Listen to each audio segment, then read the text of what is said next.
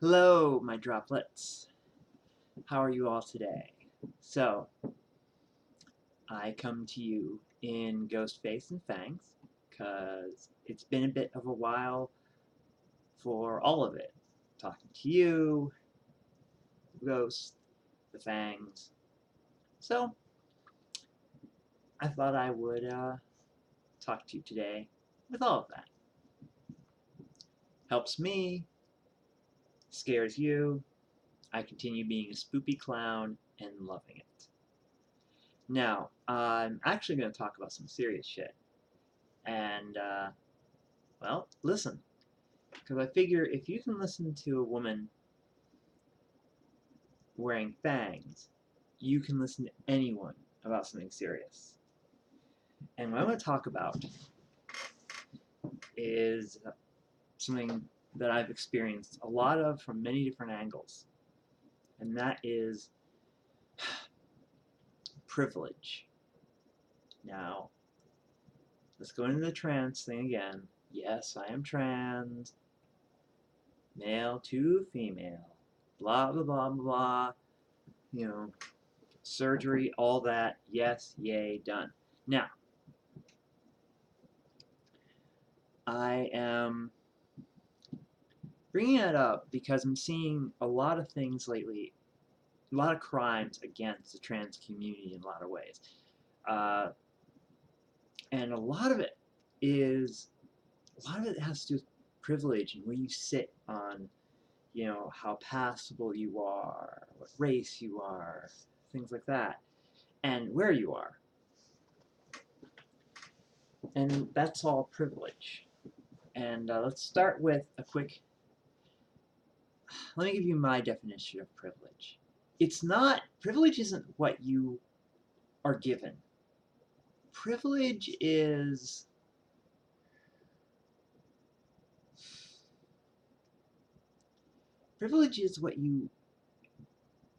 things that is actually more of a lack of things. Like, when you have privilege, you're not stopped, say, at a doorway. People don't doubt you. People assume you know what you're doing. They defer to you. You simply aren't limited. It's just a default setting. Your default setting has lower limits. For instance, people tend to assume men are smarter than women. They just do. Or at least men know what they're talking about. And they'll tend to listen to a man before they listen to a woman. And that's an issue.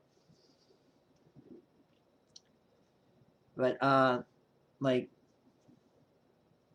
speaking of that, back in the day when I was living male, there was a lot I didn't know I had.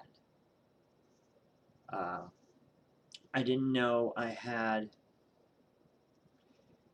the ability to go almost anywhere, especially as a white male.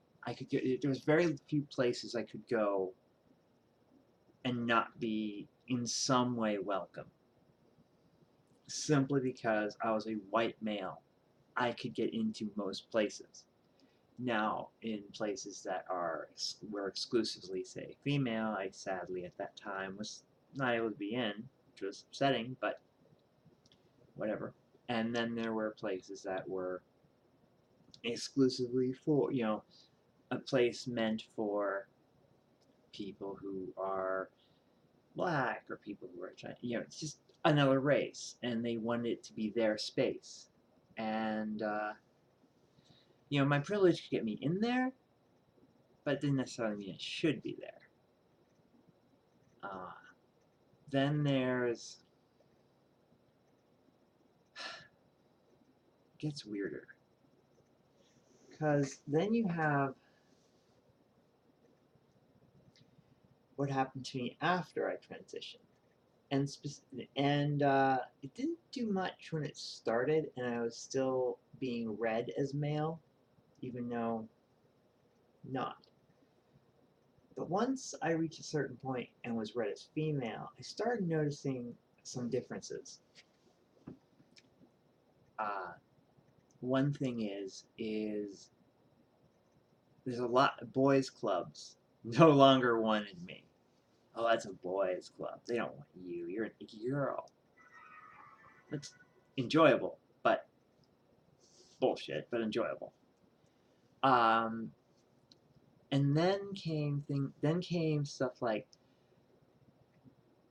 people wanted to do things for me. And at first, it seems great. You know, it's like, oh, you're a girl. You can get men to do anything because you're pretty. You know, yada yada yada.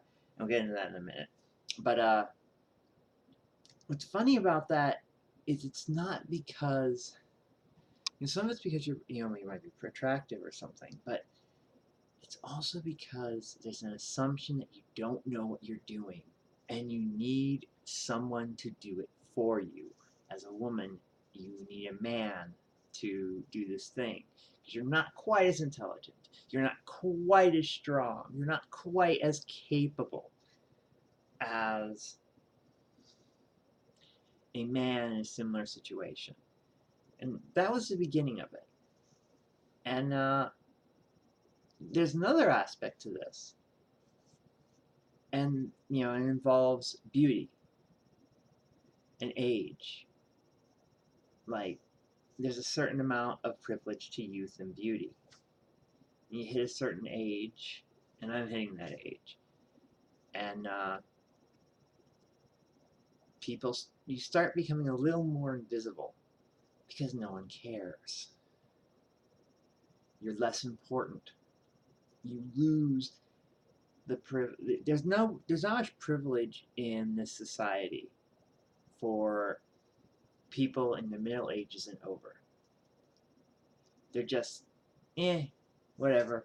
You're not young, and you're not the standard of beauty we want.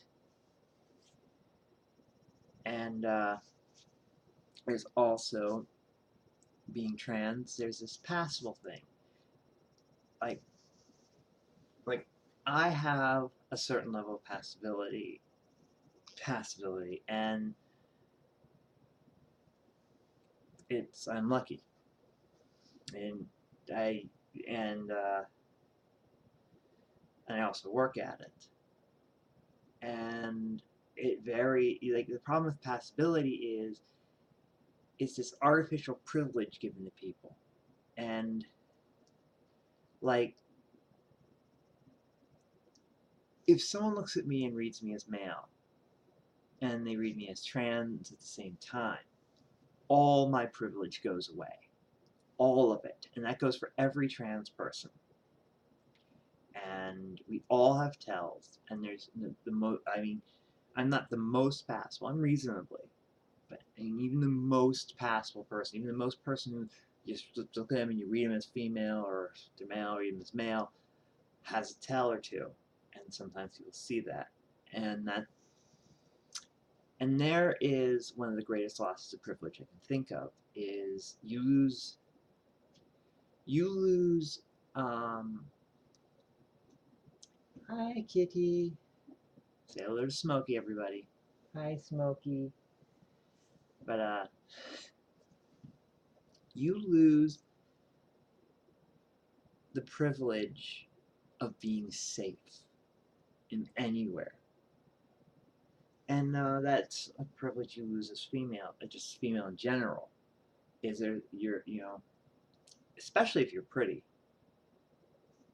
you are assumed not to be safe. Like, you're not going to be safe doing blank. You're not going to be safe doing blank. These people are dangerous. That people are dangerous. You are a victim.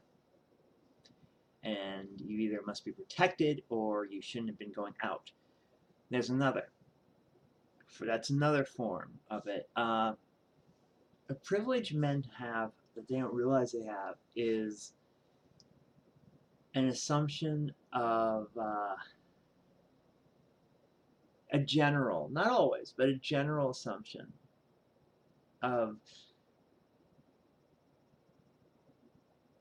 not bringing it to themselves unless the evidence is hugely against them. There's like a woman who gets in trouble is often looked at as the victim. What did she do? And also, what did she do to cause this? This also applies to gay men uh, because they are read as having some female attributes, whether that's true or not. And they subsequently lose that privilege. Another,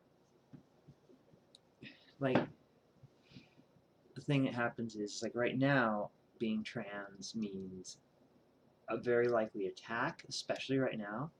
It means a loss of the ability to go to the bathroom safely.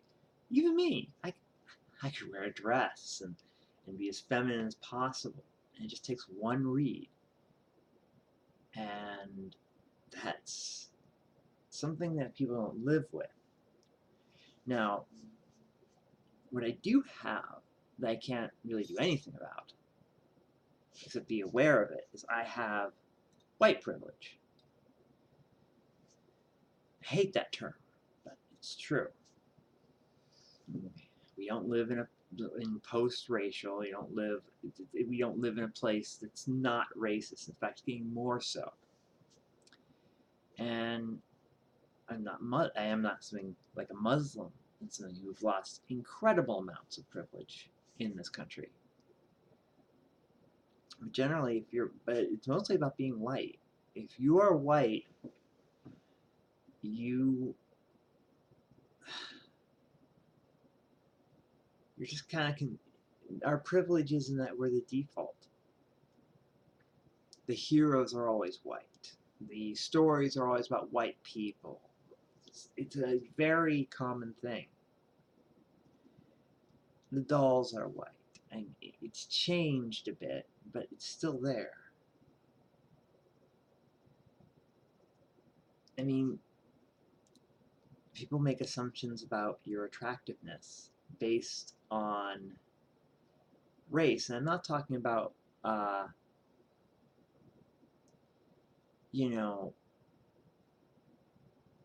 just, oh, I find these people beautiful, and I find this beautiful, or I'm attracted to these people. I'm talking about just a general cultural assumption about people. Like, Asian women are beautiful, Asian men are not, is a general stereotype. And that, and, all black men have blank, big, and, there's a fetishism there, and that's kind of a loss of privilege. When you're fetishized against your will, like, if you're not making yourself into a fetish, then you shouldn't be fetishized. It takes away your privilege, takes away your ability to make a choice.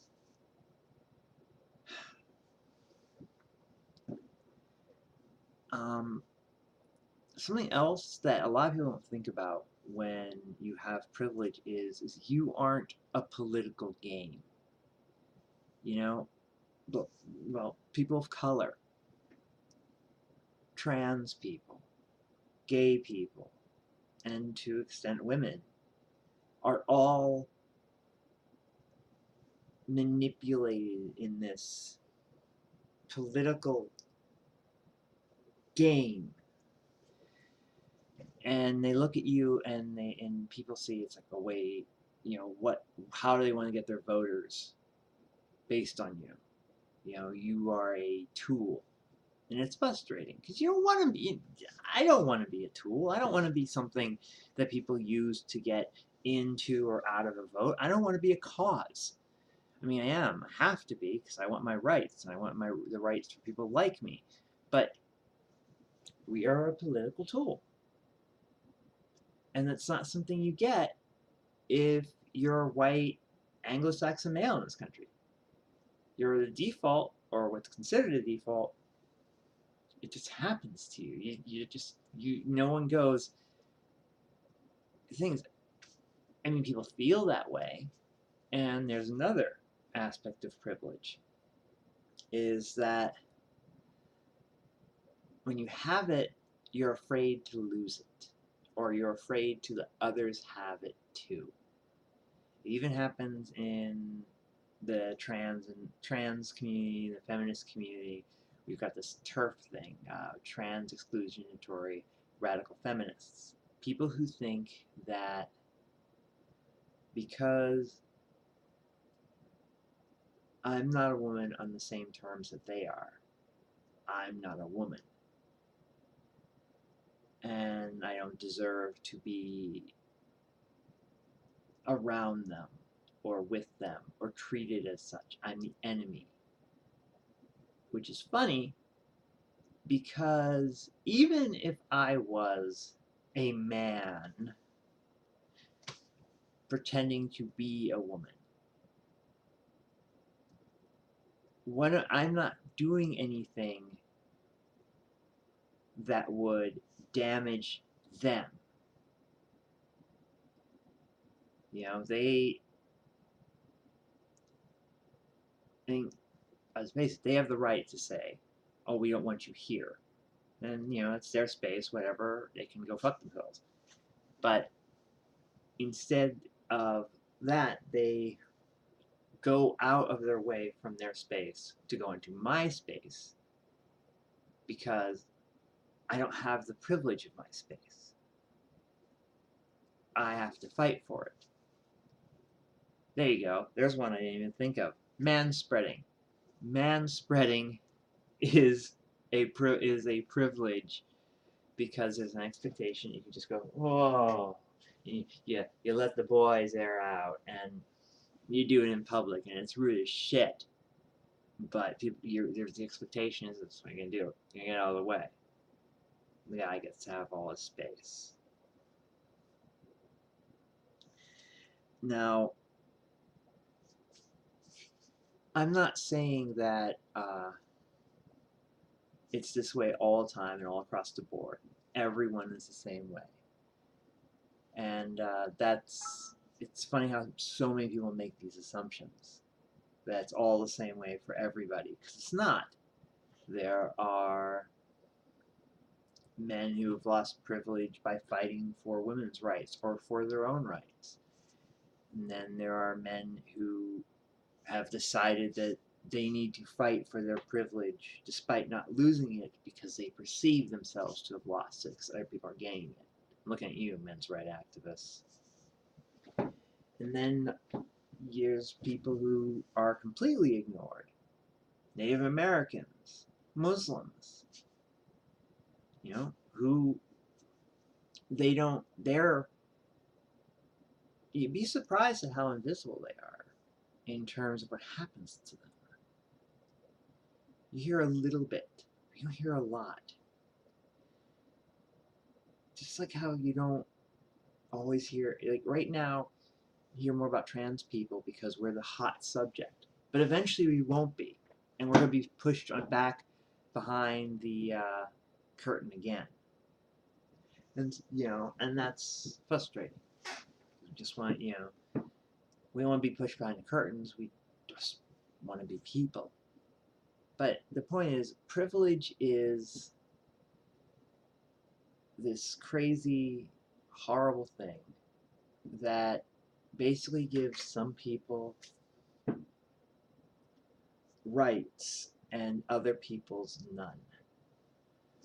And the less you have, the less you get to move through society freely. I guess what it really is freedom. I don't get to move through society freely. And I'm not talking about because I'm ghosty and a spoopy clown with fangs in and all that crazy shit. I'm talking about the fact that I'm always a little bit aware of the fact that I could be clocked, discovered as a trans woman. And I have to be aware of that. If I choose an intimate partner, I end up having to explain a very personal And honestly,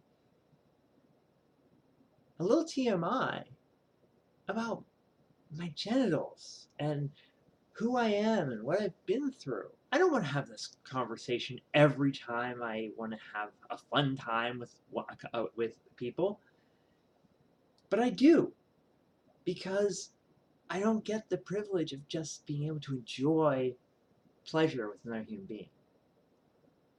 Like, I have to explain that I'm a trans person. You know, I have to come out to them because I don't always tell everybody. I'm very open about it, but I don't go around holding big signs saying trans person, just so you know. But anyone I'm intimate with, I do tell because of the risk it comes to me.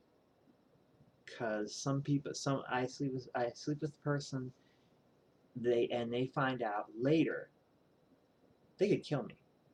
And it's just that simple. They could kill me. It's a risk. That's a tremendous loss of privilege. It reduces so much the people I could enjoy because I can't connect because I'm different. And that's a lot of people like that. You know, like it happens with gay people a lot. You know, or with bi people especially, I should say. You know, I remember my own experience. I experimented and thought I was bi for a long time back in the day. And because I thought female feelings meant attraction to men. And so I told my partners I was bi. And and a surprisingly large number of people just backed away. You know, and you know, and see, everything is tiered by privilege. Straight people, gay people, bi people, trans people, trans people of color so far down you can't even see it. It's a real shame.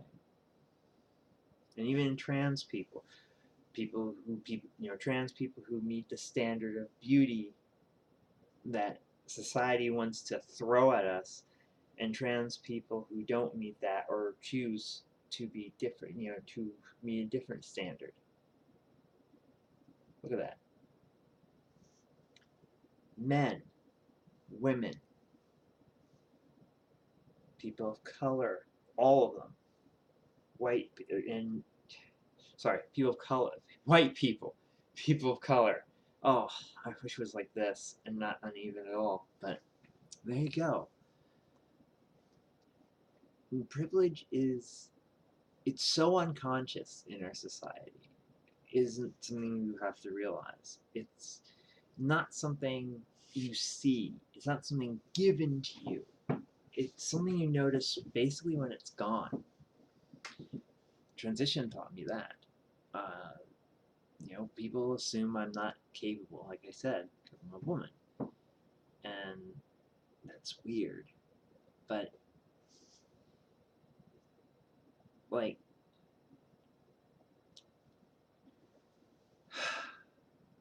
it's a fight we have to continue because, especially now, because the attitude of our current political situation here in in the year 2017, the fucking future, we have taken a step back. We've taken steps backwards because people have decided they're afraid of other people gaining privilege. And so it's very important to be aware of your privilege and to, if you have it, use it to make the world better. Patrick Stewart once said that he was going to try to make the world a better place because the world listened to old white men. He was an old white man, so why not use that power that he had? Whether it was fair or not, he had it. And, yeah. Use the tools you have to change the system from within. As we all, those of us who don't have it within, change it from without. But thing is, don't lose hope, and don't stop. Don't stop the fight. Resist, because that's how you keep the bastards from winning. Alright, I have talked for far too long and rambled on. I love you all. Bye.